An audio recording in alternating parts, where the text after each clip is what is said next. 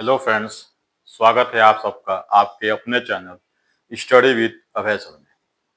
आज हम लोग एक नए टॉपिक के साथ या ये कहिए कि एक नए सेगमेंट के साथ आपके साथ जुड़ रहे हैं। आज हम स्टैटिक जीके की कक्षा शुरू करने वाले हैं और स्टैटिक जीके के अंतर्गत हम जो पढ़ेंगे वो हम अपने राष्ट्र अपने देश के बारे में सामान्य परिचय पढ़ेंगे। इसके बाद एक एक करके हम उसमें आगे बढ़ते जाएंगे। तो सबसे पहले देखते हैं स्टैटिक जीके। टॉपिक का नाम है भारत का सामान्य परिचय। भारत का सामान्य परिचय से पहले हम थोड़ा सा भारत की स्थिति क्या है विश्व में उसको देखते हैं। देखिए, ये पृथ्वी को हम लोग ऊर्ध्वाधर और क्षैतिज दो भाग में बांटते हैं। 0 डिग्री अक्षांश रेखा और 0 डिग्री देशांतर रेखा। 0 डिग्री अक्षांश रेखा के ऊपर अर्थात उत्तर की तरफ इसे उत्तरी गोलार्ध बोलते हैं। 0 डिग्री अक्षांश के नीचे अर्थात दक्षिण की तरफ इसे दक्षिणी गोलार्ध बोलते हैं। और 0 डिग्री से 23.5 डिग्री नॉर्थ की तरफ जो रेखा होती है उसे हम कर्क रेखा कहते हैं। क्योंकि कर्क रेखा का भी जो महत्व है भारत के परिप्रेक्ष्य में, इसलिए जानना जरूरी है।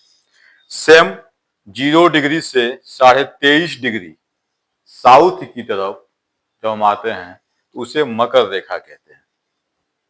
अब भारत की स्थिति क्या है बीच में विश्व में? पूरे विश्व में भारत की अवस्थिति कहाँ पे है? तो आप ध्यान दे सकते हैं कि उत्तरी गोलार्ध ये भी सही है और दक्षिणी गोलार्ध ये भी सही है। तो आप कह सकते हैं कि भारत विश्व में, कभी कभी कहते हैं कि भारत उत्तरी गोलार्ध का देश है, कभी कहते हैं कि भारत पूर्वी दुनिया का देश है अर्थात पूर्वी गोलार्ध का देश है। तो आप देख सकते हैं कि भारत पृथ्वी के उत्तर पूर्व के हिस्से में क्या है, स्थित है। अब अगर पूछा जाए कि भारत का अक्षांशीय विस्तार, अच्छा अक्षांशीय विस्तार, देशांतरी विस्तार, अक्षांश देशांतरी क्या होता है, ये जब हम भूगोल की कक्षाएं शुरू करेंगे तो उसमें देखेंगे। फिलहाल हम ये समझते हैं कि भारत में अक्षांशीय विस्तार कितना है। अक्षांशीय विस्तार का मतलब ये हुआ कि भारत यहां से लेकर और यहां तक कितना चौड़ा है। ठीक है, तो अक्षांशीय विस्तार का मतलब यह है कि भारत की उत्तर से दक्षिण चौड़ाई, लंबाई। ठीक है, तो अब देखते हैं इधर नीचे तमिलनाडु के पास यदि देखते हैं तो यहाँ 8 डिग्री 4 मिनट उत्तर से 37 डिग्री 6 मिनट उत्तर तक भारत का क्या है, ये अक्षांशीय विस्तार है। ठीक इसी तरह से अगर देशांतरी विस्तार देखा जाए अर्थात यहाँ गुजरात से लेकर जहां आंध्र प्रदेश तक, इसे देशांतरी विस्तार कहेंगे। तो देशांतरी विस्तार देखा जाए तो गुजरात यहाँ पे अगर देखा जाए तो 68 डिग्री 7 मिनट पूर्व से 97 डिग्री 25 मिनट ईस्ट तक, ये क्या है, ये भारत का पूर्वी देशांतर है। ठीक है, अब मेन सवाल आता है कि क्या भारत से कौन सी महत्वपूर्ण रेखा गुजरती है? विषुवत रेखा, कर्क रेखा, मकर रेखा या 0 डिग्री देशांतर रेखा? कौन सी ऐसी महत्वपूर्ण रेखा जो है भारत से होकर गुजरती है? तो ध्यान दीजिएगा, ये जो हमने डॉटेड किया है ये 23.5 डिग्री उत्तरी अक्षांश है और इसी को हम कर्क रेखा बोलते हैं। और यही कर्क रेखा भारत के लगभग बीचों बीच से गुजरती है।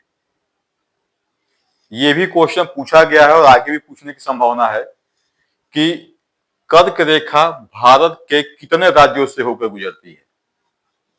तो आप में से बहुत लोगों को पता भी होगा और जिनको नहीं पता है ये आज जान लें कि कर्क रेखा भारत के 8 राज्यों से होकर गुजरती है। वो 8 राज्य कौन है, ध्यान दीजिएगा। गुजरात के ठीक बगल में है आपका राजस्थान, उसके बगल में है मध्य प्रदेश, और मध्य प्रदेश से ही अलग हुआ था जो राज्य छत्तीसगढ़। उसके बगल में है झारखंड, झारखंड के बगल में है पश्चिम बंगाल, पश्चिम बंगाल के बाद त्रिपुरा आता है, और उसके बाद से मिजोरम आता है। तो आप देख सकते हैं 1 2 3 4 5 6 7 8, ये 8 राज्य जो हैं भारत में कर्क रेखा पे अवस्थित हैं। नाम एक बार फिर से देख लीजिएगा, गुजरात, राजस्थान, मध्य प्रदेश, छत्तीसगढ़, झारखंड, पश्चिम बंगाल, त्रिपुरा और मिजोरम। अब भारतीय मानक रेखा कहां से गुजरती है, कितने राज्यों से होकर गुजरती है, इसको जानने से पहले देखते हैं कि विश्व की जो मानक रेखा है, जिसको हम जीएमटी या ग्रीनविच मीन लाइन कहते हैं, टाइम कहते हैं, वो कहां से गुजरती है। 0 डिग्री देशांतर जो है, 0 डिग्री देशांतर, इसी को क्या बोलते हैं, ग्रीनविच मीन टाइम, जीएमटी। और ये विश्व के साथ साथ इंग्लैंड का क्या है, मानक समय रेखा है। इसी समय रेखा से इधर और उधर बढ़ने पे क्या होता है, इधर पूरब और इधर पश्चिम, समय इधर क्या होता है, यह बढ़ता है, इधर घटता है। ठीक है, तो जीएमटी क्या है, ग्रीनविच मीन टाइम, जिससे 0 डिग्री देशांतर रेखा कहते हैं। यह लंदन के पास ग्रीनविच स्थान से होकर गुजरती है, इसलिए इसे ग्रीनविच टाइम कहते हैं। ये विश्व तथा इंग्लैंड का मानक समय रेखा है। ये तो विश्व का मानक समय रेखा है। अब हम देखते हैं भारत का मानक समय रेखा क्या है।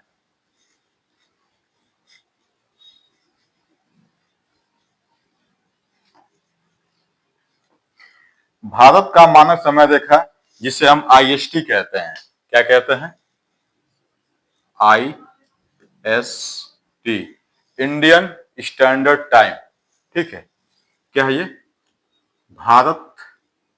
भारतीय मानक रेखा,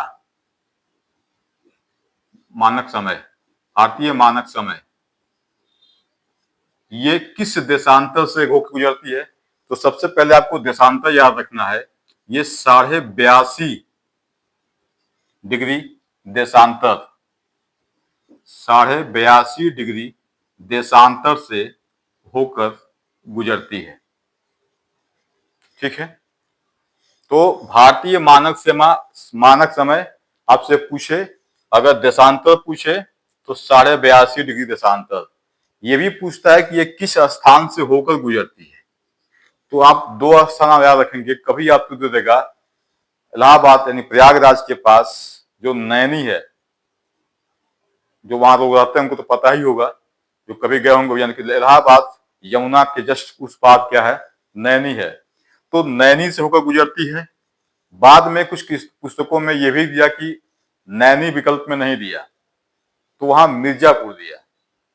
तो मिर्जापुर और नैनी दोनों से होकर गुजरती है रेखा। ठीक है, तो ये कहां से होकर गुजरती है, अगर एग्जैक्ट स्थान पूछे, एग्जैक्ट स्थान पूछे तो क्या है, या आप नैनी बताएंगे, नैनी जो कि प्रयागराज में है, प्रयागराज में है। दूसरा आप बताएंगे मिर्जापुर से होकर गुजरती है, कहां से, मिर्जापुर से। ये तो एग्जैक्ट लोकेशन स्थान है। अब पूछ सकता है कि आईएसटी भारत के कितने राज्यों से होकर गुजरती है, ये भी पूछ सकता है। जैसे कर्क रेखा का पूछा था कि कितने राज्यों से, तो आपने बताया था कि 8 राज्य से। वैसे ही आईएसटी भी पूछ सकता है कि कितने राज्यों से होकर गुजरती है। तो ध्यान दीजिएगा, ये 5 राज्यों से होकर गुजरती है। कितने राज्यों से, 5 राज्य। और 5 राज्य आपको कैसे याद करना, पहले तो आपका यूपी ही है, उत्तर प्रदेश, यहां से होकर गुजरती है। ठीक है, उत्तर प्रदेश, उत्तर प्रदेश के बाद से क्या है आपका, मध्य प्रदेश, क्या है, मध्य प्रदेश हो गुजरती है। मध्य प्रदेश के बाद से क्या है आपका, मध्य प्रदेश से ही अलग हुआ है छत्तीसगढ़।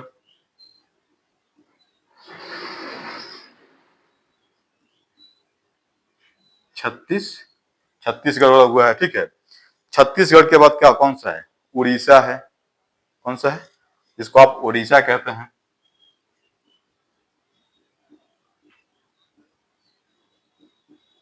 और उड़ीसा के बाद जो है वो क्या है? आंध्र प्रदेश। आंध्र प्रदेश जो कि भाषा के आधार पर गठित होने वाला भारत का पहला राज्य है। तो ये 5 राज्य ऐसे हैं जो आईएसटी पे क्या है, यहां से आईएसटी होके मतलब भारतीय मानक समय रेखा वहां से होकर गुजरती है। तो ये क्या है आपका? अक्षांशीय विस्तार, देशांतरी विस्तार, कर्क रेखा कहां से जा रही है और आईएसटी कहां से जा रही है। अब हम देखते हैं भारत की चौड़ाई और लंबाई, ये भी एग्जाम में पूछता है। जो आपका भारत है, जैसे मान लीजिए आपका भारत है, ठीक है, ये नॉर्थ है यानी कश्मीर वाला इलाका है, ये साउथ है अर्थात तमिलनाडु वाला इलाका है, और ये पश्चिम गुजरात वाला इलाका, ये पूर्व आंध्र अरुणाचल वाला इलाका। आप मान लीजिए ये भारत का क्या है? लंबाई चौड़ाई है।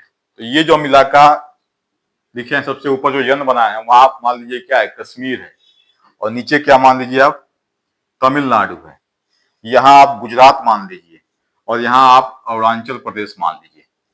अब ये इनके बीच की दूरी ये भी पूछता है कि इनके बीच की दूरी क्या है। तो ध्यान दीजिएगा, पश्चिम से पूर्व की जो दूरी है वो 2000 2000 2299 2399 से कुछ करके है, ये याद नहीं आ रहा है, ठीक है। ये समथिंग है, क्या है?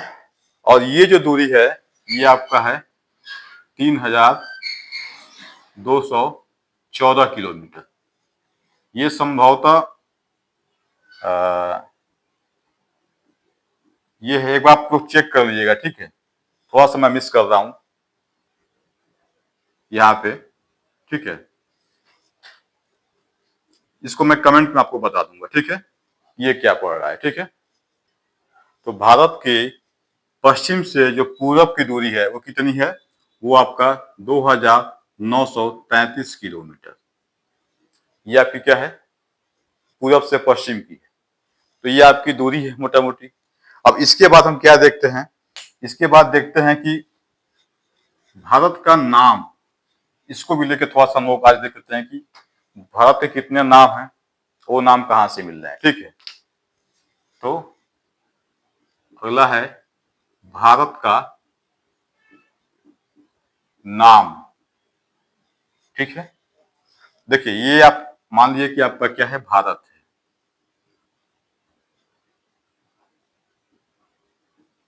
भारत, तो पहले तो आप जान जाइए कि भारत के कितने नाम हैं।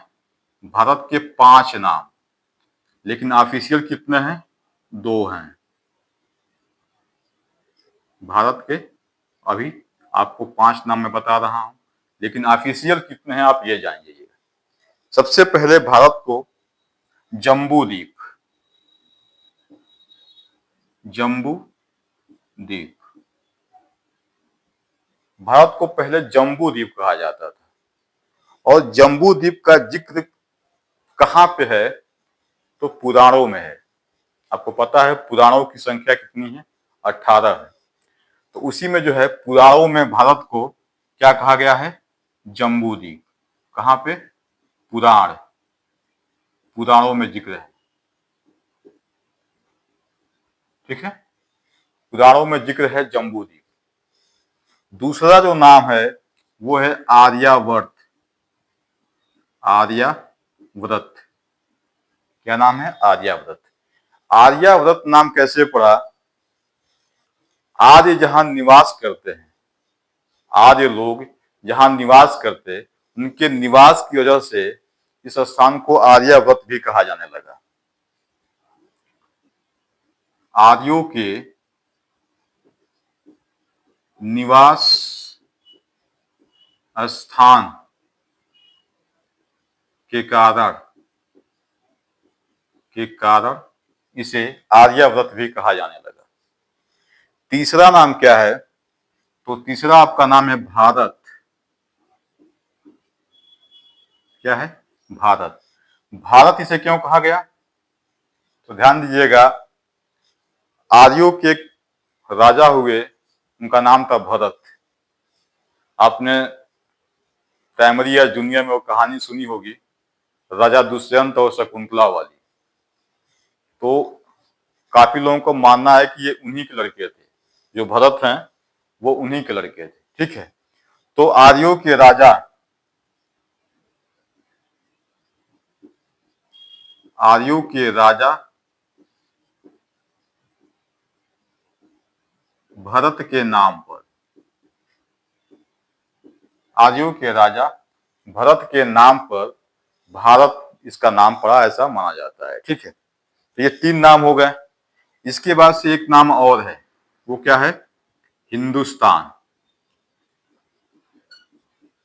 हिंदुस्तान। अब हिंदुस्तान नाम क्यों पड़ा और किसने दिया? तो सबसे पहले तो आप ये जानिए कि हिंदुस्तान नाम पारसियों, पारसी आपको कहीं कहीं ईरानी मिलेगा, ईरानियों द्वारा। ठीक है, पारसी लोग जो थे वो स शब्द जो है, स, इसका उच्चारण नहीं कर पाते थे। वो लोग स को ह कहते थे, और सिंधु नदी को वो लोग क्या कहते थे? हिंदू नदी। और सिंधु नदी के उस पार जो रहते हैं उनको वो हिंदुस्तानी। तो ऐसे इसका नाम क्या पड़ा? हिंदुस्तान। तो ईरानियों के द्वारा सिंधु, सिंधु नदी को